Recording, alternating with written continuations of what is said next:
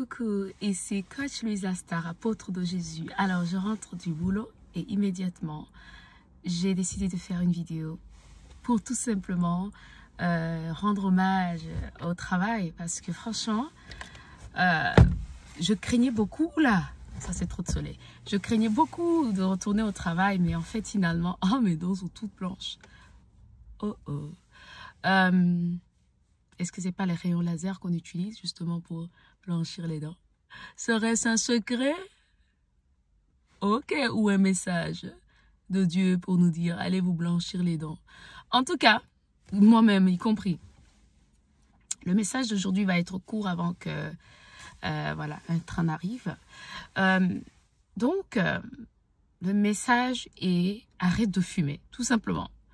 C'est un truc de fou, mais parfois, il faut être direct et dire les choses. C'est dans des petites choses, des détails, vous dites, ah, ça c'est rien, qu'en fait, se réside parfois la chose qui va vous... Parfois, j'ai envie de vous dire, de vous condamner tout simplement.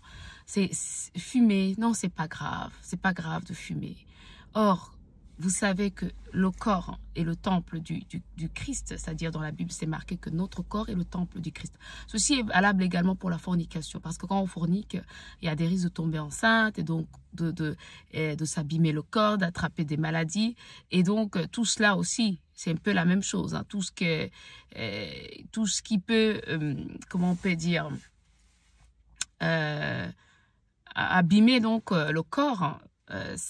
Dieu ne prend pas ça à la légère. Et donc, le message d'aujourd'hui, c'est arrête de fumer, tout simplement. Si tu fumes et que tu te dis, voilà, c'est rien, ben non. C'est les genres de choses que Dieu te posera et te demandera pourquoi. Tu as négligé son corps comme ça. Pourquoi tu as fait ça? Et pour chacun de nous, nous avons tous quelque chose. Il y en a qui sont des gloutons, qui mangent beaucoup. Il y en a qui, donc, comme je l'ai déjà cité, qui font la fornication.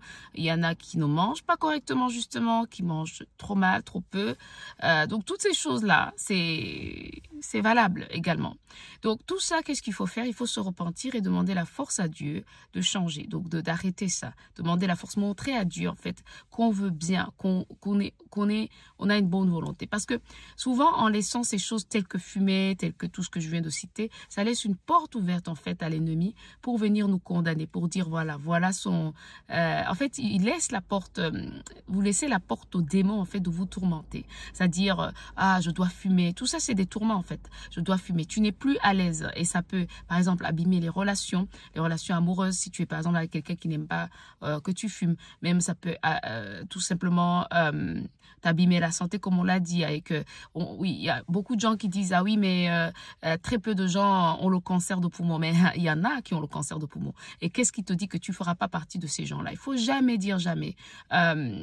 Donc, il ne faut pas jouer avec sa santé, tout simplement. Donc, cette histoire d'arrêt de fumer, c'est quelque chose que moi, personnellement, vraiment, je n'aime pas. Les gens qui fument, non pas que c'est pas les gens que je n'aime pas, mais c'est parce que je sais pas pourquoi, mais je vois spirituellement, je vois ce que ça peut causer. C'est un peu comme, c'est comme un bondage, Johnny en anglais. C'est comme si tu es lié, en fait. Tu te rends pas compte, en fait, tu es lié par une addiction. C'est une addiction, en fait. Donc, c'est quelque chose qui montre déjà que t'es pas bien. Ça peut être une manifestation. Ça peut montrer, en fait, qu'il y a quelque chose que tu dois résoudre, soit par une thérapie, soit par une meilleure gestion, peut-être du stress. Ça montre quand même, ça peut manifester quand même beaucoup de choses, bien que c'est au cas par cas, on peut pas savoir. Donc, au lieu de fumer, tente d'aller faire cette thérapie. Ça me fait penser à l'exemple de Kanye West et de sa femme. On a tous appris dans les médias, bien que je n'ai pas approfondi, que sa femme l'a quitté. Parce que ce gars, en fait, a une maladie mentale. On a vu, on dirait qu'il a des problèmes de bipolarité. Donc, lui, au lieu d'arranger ce problème, il a voulu embarquer sa femme dans ses problèmes. Parce que dans les proverbes, on dit « le fer aiguise le fer ». Et donc, comme le fer aiguise le fer, quand tu es avec une personne, tu l'influences d'une manière ou d'une autre, positivement ou négativement. Et donc là, tu vois que finalement, il était en train de mal influencer sa femme. Et il a fini par le quitter, Dieu merci. Et donc, quand on dit aussi le fer aiguise le fer, pardon, c'est que quand vous voyez quelque chose qui ne va pas chez votre ami, au lieu d'aller dans son sens, dans sa folie, il faut lui dire stop. C'est ça aussi l'amour, avoir l'amour les uns pour les autres, comme le disait Paul, le proclamait Paul. Paul, si tu vois que quelqu'un fume par exemple du cannabis, il faut pas laisser dire oh, c'est rien, bro. Non, il faut lui dire bro, c'est pas bon pour. Faut dire quelque chose en fait. Donc c'est ça l'amitié, c'est ça le vrai amour en fait. C'est quand tu peux dire à quelqu'un, essayer de l'amener vers le bon chemin en fait, sans lui faire du mal, mais sans non plus consentir à ces choses parce que à la fin toi-même il va t'influencer et tu vas finir par devenir comme ça. Voilà, c'était donc la parole prophétique d'aujourd'hui, elle est très courte. Donc voilà, Dieu nous appelle à ce genre de repentance parce que si on ne le fait pas, malheureusement, on risque de connaître la colère de Dieu, une colère de Dieu, le wrath, comme on dit en anglais, c'est la colère de Dieu. Parce que c'est des choses répétitives qu'on nous dit arrête, arrête, arrête. Ça peut concerner la fornication, ça peut concerner la boisson, ça peut concerner le cannabis. Je suis désolée, on ne peut pas dire qu'on prophétise et on n'est pas précis. Je suis désolée, il faut qu'on soit précis, il faut qu'on soit un peu comme des vrais compagnons de route. Tu peux pas avoir ton ami, serviteur de Dieu, qui fait des choses et tu le laisses. Tu peux même pas avoir un ami qui, même s'il n'est pas serviteur de Dieu, il fait des choses et tu lui dis rien. Non, c'est ça aussi, être des bons compagnons, des amis en Christ. Voilà, c'est ça. Donc, je tenais à faire ce rôle-là et de vous répéter que en fait, ce sont des petites choses là qui font malheureusement ou heureusement des grandes choses ou des grands péchés hein, qui font que malheureusement vous pouvez même pas avancer parce que à la fin, à force de faire, vous devenez de plus en plus addict à la chose et vous laissez en fait l'ennemi Satan avoir un droit légal sur vous, le droit de vous tourmenter, le droit même de vous accuser auprès de Dieu, de dire voilà, celle-là, voilà, regarde. Et à la fin, vous risquez tout simplement quoi? La mort. Parce que Dieu, quand il a la colère maintenant, il ne faut pas jouer avec lui. À qui beaucoup est donné, beaucoup sera demandé également. Donc ceux qui sont dans le mauvais chemin, qui n'écoutent pas, qui ont tellement d'orgueil, qui ne veulent pas. C'est valable aussi, c'est la même chose. Vous voyez, l'homosexualité dans la Bible, c'est marqué aussi que l'homosexualité, c'est quelque chose que Dieu, les homosexuels ne rentreront pas dans le royaume de Dieu. Ça aussi, il faut dire, mais avec amour aux gens qui nous entourent quand tu as l'opportunité. Hein. Mais sinon, il faut accepter les gens tels qu'ils sont. Mais tu ne peux pas non plus mentir aux gens et leur faire croire que c'est rien, mais non, dans la Bible, c'est bien marqué. Donc, il faut le dire au cas où, si cette personne, ça peut l'aider, on sait jamais. On sait jamais que par cette parole, la personne, en fait, en réalité, va changer. Mais je sais que c'est très délicat, toutes ces histoires de pouvoir parler, dire la vérité aux gens. Mais c'est la phase dans laquelle nous sommes parce que, voilà, moi-même, j'aimerais bien quelqu'un. En fait, je préfère quelqu'un qui me dit la vérité que quelqu'un qui me ment. Et qui me voit en fait m'assombrir ou devenir pire. Je préfère quelqu'un qui est honnête avec moi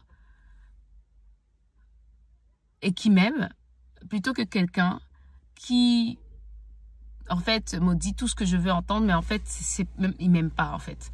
Il n'est même pas mon ami. En fait, ça reste c'est une relation qui mène nulle part. Donc, en fait, qui aime bien châtie bien, c'est ça qu'on dit. Hein.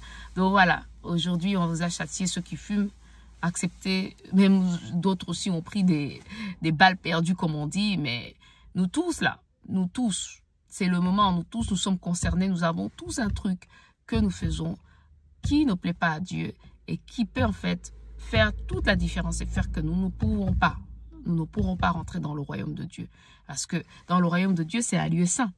C'est pas, tu rentres pas avec tout ça, mon frère. Donc, ça veut dire qu'il faudra, avant d'arriver, enfin là, je commence à m'égarer, comme on dit. Mais on peut en parler, oui. Comment est-ce que vous pouvez imaginer qu'une âme impure peut rentrer dans le royaume de Dieu? C'est pas possible. Donc, dans ce cas-là, il faudra passer par le purgatoire, donc par un endroit de purification. Ah, qu'est-ce que ça veut dire? Est-ce que vous pensez que c'est un endroit chouette? Ah, je ne sais pas. En tout cas, chez les catholiques, ils croient dans ça. Donc, si vous voulez pousser vos recherches sur le purgatoire, allez-y, cherchez au moins et vous trouverez. Mais du moins, pour le moment, on ne parle même pas du purgatoire, on parle de maintenant. Tu peux arrêter de fumer.